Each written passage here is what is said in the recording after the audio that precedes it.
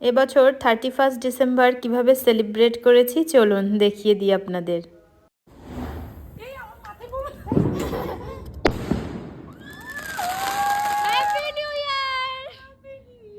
Actually দীপাবলিতে তো প্রচুর বাজি এসেছিল, তার মধ্যে এই বাজিগুলো ছিল, তো কোনো অকেশন না হলে তো ফাটানো হয় না।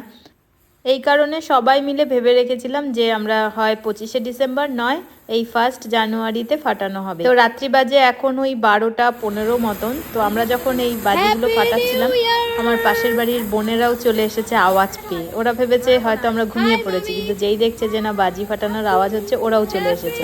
তো সবাই মিলে তো সমস্ত বাজিগুলো ফাটানো হয়েছে। সেল তো মারাত্মক ভয় পাই, ওই সন্টু ফাটিয়েছে তাই, না হলে এগুলো হয়তো ফাটানোই হতো না। তো দুটো সেল অবশিষ্ট ছিল, শেষমেশ দুটোকেও আজকের দিনে ফাটিয়ে দিলাম। রাত 1:30টার সময় আমরা সবাই মিলে কফি পার্টি করলাম, তারপর কিন্তু ঘুমিয়ে পড়েছিলাম।